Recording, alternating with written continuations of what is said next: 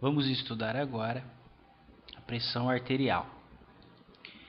Pressão arterial é a força que o sangue exerce contra a parede das artérias. Olha só, na sístole ventricular, o sangue é ejetado dos compartimentos ventriculares para a artéria do tronco pulmonar, no caso do ventrículo direito, e para a artéria aorta, no caso do ventrículo esquerdo. Clinicamente, quando se fala em pressão arterial, está se referindo à pressão arterial sistêmica. Portanto, está se remetendo à força exercida pelo ventrículo esquerdo. Vamos entender melhor. Então, com a sístole do ventrículo esquerdo, o sangue é ejetado sob uma determinada pressão para a artéria aorta, que é uma artéria elástica. A ejeção desse sangue sob uma determinada pressão faz com que a parede dessa artéria se expanda para acomodar esse sangue. Com a diástole do ventrículo esquerdo, a válvula aórtica se fecha e as fibras elásticas que se expandiram durante a sístole para acomodar o sangue, agora começam a se retrair. Retração essa que proporciona um fluxo anterógrado, ou seja, um fluxo para frente, em direção às pequenas artérias e arteríolas.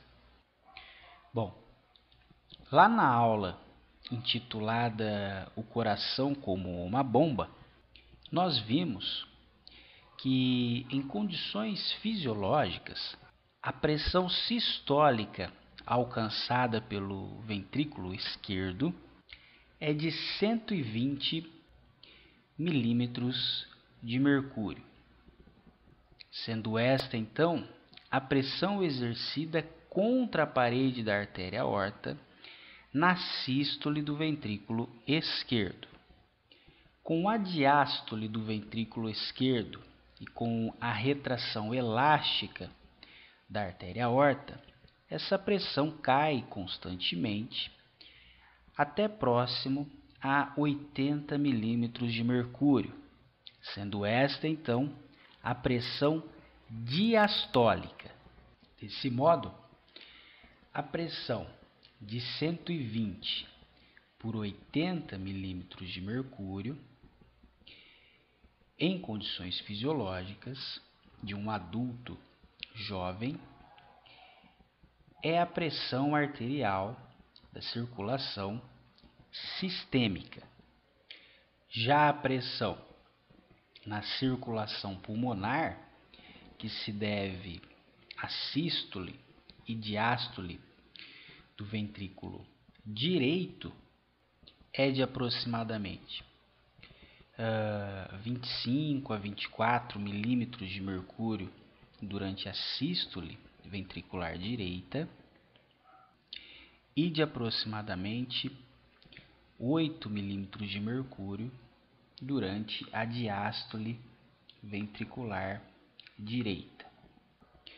E como nós vimos na aula de hemodinâmica, devido ao atrito, ao comprimento e ao diâmetro dos vasos, a pressão vai diminuindo nas arteríolas, diminui mais ainda nos capilares, nas vênulas e alcança valores inferiores a 20 milímetros de mercúrio nas veias. Bom, com a sístole ventricular esquerda, O sangue então é empurrado para dentro da artéria aorta, que então se expande. Essa expansão, essa distensão, gera uma onda que se propaga ao longo do vaso, sendo assim percebido como um pulso. Clinicamente, os pulsos mais analisados são o pulso da artéria radial e o pulso da artéria carótida. Desse modo, o que os dedos detectam é a expansão da artéria à medida que a pressão aumenta durante a sístole ventricular. Essa pressão é facilmente aferida pela esfigmomanometria, e é essa aferição que nós vamos estudar a partir de agora. Bom, a esfigmomanometria é um método não invasivo de aferição da pressão arterial. O esfigmomanômetro é constituído pelo manguito ou bracelete inflável, pelo manômetro, pelo bulbo ou pera inflável, uma válvula de pressão e um estetoscópio. Nesse método, o manguito envolve o braço do paciente e é inflado pelo bulbo, que encontra-se com a válvula de pressão fechada, até que a pressão no manômetro exceda o valor da pressão sistólica, geralmente um valor de 200 a 220 milímetros de mercúrio. Quando isso ocorre, há uma obstrução do fluxo sanguíneo na artéria braquial e, consequentemente, o fluxo para o antebraço e para a mão é interrompido. Nesse momento, nenhum pulso pode ser auscultado pelo diafragma do estetoscópio. Estetoscópio que encontra-se posicionado sobre a artéria braquial. Nesse curto período de tempo, abre-se a válvula de pressão para que o manguito comece a desinflar. Nesse ponto, a seta do manômetro começa a retornar ao valor de 0. Como o manguito começa a desinflar, a oclusão da artéria braquial é diminuída e isso permite o sangue fluir novamente pela artéria braquial. A turbulência gerada pela volta do fluxo sanguíneo na artéria braquial é o primeiro som audível pelo estetoscópio, e esse som corresponde ao valor da pressão sistólica. Então, no momento em que for auscultado o primeiro som, enquanto o manguito é desinflado, esse som então corresponde ao valor da pressão sistólica, que em condições fisiológicas é de aproximadamente 120 milímetros de mercúrio. Conforme a pressão do manguito continua a cair, os sons vão ficando cada vez mais baixos e o último som auscultado antes destes desaparecerem é a pressão diastólica, tá? Vou corrigir aqui. Isso, agora sim. Então, o último som auscultado é a pressão diastólica. Nesse ponto, o fluxo sanguíneo pela artéria braquial foi restabelecido. Geralmente, essa pressão diastólica é de 80 milímetros de mercúrio. Bom, na respectiva ilustração, nós podemos observar então a pressão arterial diastólica de aproximadamente 80 milímetros de mercúrio e a pressão arterial sistólica de aproximadamente 120 milímetros de mercúrio. A diferença entre a pressão sistólica e a pressão diastólica é a chamada pressão de pulso, que é função de apenas um fator fisiológico, o volume de ejeção ou o volume ventricular ou o volume sistólico ventricular. Como podemos observar no respectivo gráfico, o volume de sangue nas artérias elásticas, em comparação com o percentual de volume de sangue durante a diástole, é 50% maior durante a sístole ventricular, certo? Então, nesse gráfico, na diástole, na pressão diastólica, o volume sanguíneo é considerado como sendo de 100%, e esse volume, portanto, aumenta 50% durante a sístole ventricular. Desse modo, então, nós poderíamos dizer que quanto maior o volume sistólico, maior seria também a pressão de pulso.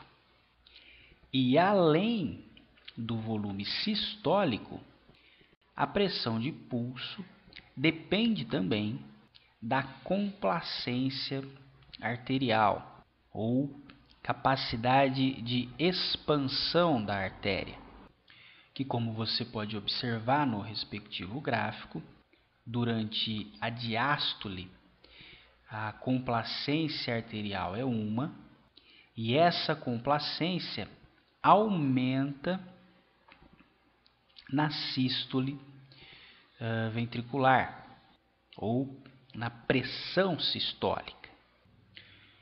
Bom, vamos analisar os próximos gráficos.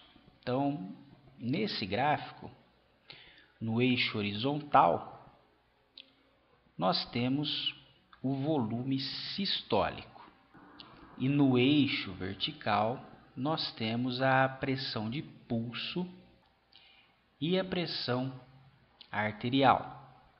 Em condições fisiológicas, a pressão arterial é de 120 por 80 milímetros de mercúrio e, portanto, a pressão de pulso é a diferença entre a pressão arterial sistólica e a pressão arterial diastólica. Essa pressão de pulso representa, portanto, um determinado volume de sangue que é ejetado nas artérias, o que é também chamado de volume sistólico, que no caso da pressão de 120 por 80 é representado por esse fundo mais escuro. Estima-se que a complacência arterial de um adulto jovem seja de aproximadamente 2 ml por milímetro de mercúrio. Se nós estamos falando de uma pressão de pulso de 40 milímetros de mercúrio, 120 menos 80, logo nós teríamos um volume entre 70 e 80 ml. Desse modo, há um aumento desproporcional na pressão de pulso quando o volume sistólico aumenta, ou seja, quando o volume de ejeção ventricular aumenta, consequentemente a pressão de pulso também aumenta e, consequentemente, a pressão sistólica também aumenta. E como você pode observar, a curva de complacência ou distensão da artéria também aumenta. No gráfico abaixo, essa complacência normal é representada por essa linha tracejada, enquanto a linha não tracejada representa uma baixa complacência arterial, ou seja, uma artéria mais rígida. E desse modo, você pode observar que um volume sistólico normal dentro de uma artéria rígida eleva a pressão arterial, bem como uma maior pressão de pulso. Logo, em um sistema arterial rígido, um volume sistólico normal proporciona aumento da pressão arterial sistólica no caso, o que reflete em uma maior pressão de pulso. Bom, mas qual é então a pressão arterial normal? Nós vimos então que em um adulto jovem essa pressão é de 120 por 80 milímetros de mercúrio. No entanto, essa pressão arterial é bastante instável ao longo de 24 horas, como nós podemos observar no respectivo gráfico, ela oscila o tempo todo, sendo influenciada, por exemplo, por um estímulo doloroso, aproximadamente às 16 horas, bem como o ato sexual às 24 horas. Além disso, nós podemos observar que durante o sono, essa pressão arterial também diminui. Ou seja, existe uma série de variáveis que influenciam a pressão arterial ao longo de um dia, como por exemplo, algum estresse físico ou emocional também pode influenciar essa pressão arterial.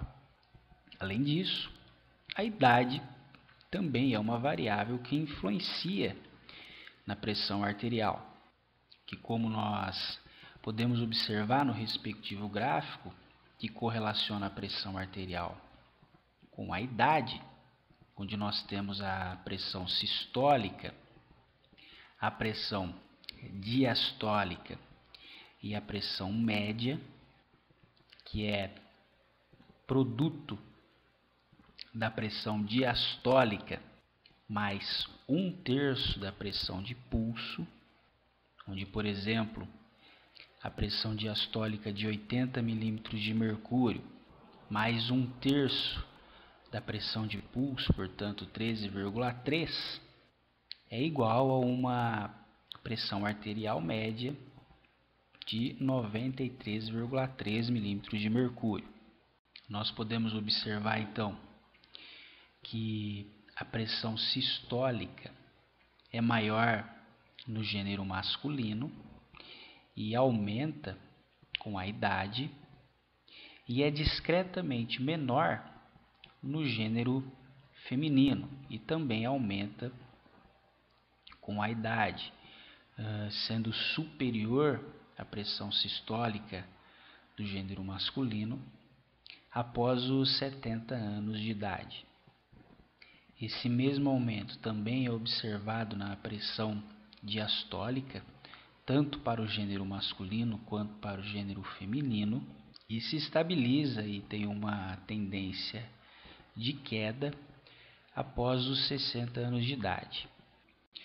E o mesmo também é observado com a pressão arterial média, que sobe até os 60 anos de idade e posteriormente forma um platô entre os 60 e 80 anos de idade. E esse aumento da pressão arterial sistólica, observado tanto no gênero masculino quanto no gênero feminino, se deve, pelo menos em parte, à perda de complacência arterial, ou seja, um aumento da rigidez arterial, isto é, uma arteriosclerose. Não se pode confundir arteriosclerose com aterosclerose, tá? São coisas distintas.